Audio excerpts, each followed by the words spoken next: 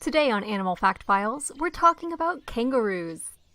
Kangaroos are classified within the same family as wallabies and wallaroos, but generally speaking, kangaroos are considered the largest members of this family. In fact, kangaroos are the largest living marsupials.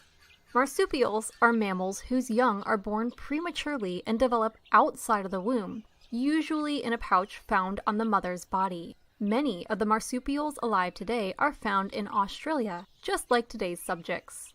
Kangaroos range across all of Australia and sometimes even have overlapping territories. In the hot Australian wilderness, kangaroos may cover themselves in saliva to keep cool. They may also dig to find colder soil, then lounge about in it to cool off. Kangaroos are also able to sweat, but to conserve water they'll pant instead to lower their body temperatures.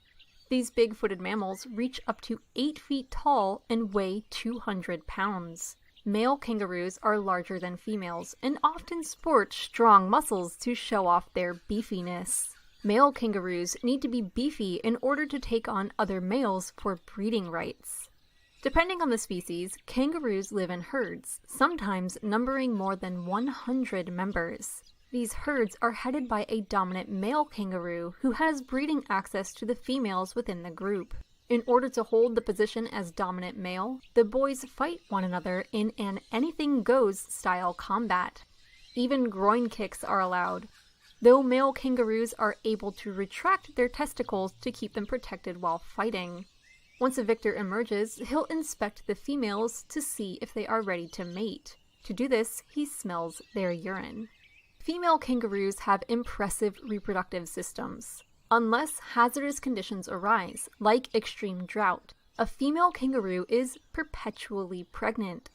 While nourishing a joey outside of her body, the female will also retain an embryo that is in a state of suspended development, called a diapause. When her pouch has freed up space, the embryo continues development and is born. The kangaroo baby comes out about the size of a jelly bean and must climb up on its own into its mother's pouch.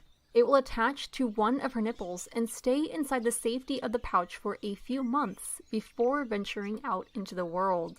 After leaving, the joey will still come back to the pouch to nurse, but will gradually outgrow it. Eventually, the mother kangaroo doesn't allow the joey back into the pouch because she's nursing another offspring. Kangaroos are able to produce different types of milk at the same time for their young. So while the joey on the outside drinks milk higher in fat content, the joey still in the pouch is suckling another kind of milk altogether. And don't forget, while both of these babies are enjoying mom's milk, there's another embryo ready to be born if anything goes wrong in the outside world. Kangaroos are at risk of predation by wedge-tailed eagles, dingoes, foxes, cats, Tasmanian devils, and even large reptiles. Joeys are especially susceptible to predation. However, mother kangaroos are able to cinch their pouches closed like drawstring bags if joeys are under threat. When no longer dependent on mom's milk, kangaroos eat grass, leaves, flowers, moss, and more. These animals chew their food, swallow it, then regurgitate it to chew it again, just like a giraffe. Female kangaroos tend to stay within the same group they were born into. The males will leave the group to find new groups of their own, hopefully in which they can become dominant males. A kangaroo can travel more than 25 miles per hour and cover 25 feet in a single leap. They're the largest mammals to get around via hopping, and some of the only animals to do so. In the wild, a kangaroo may live more than a decade.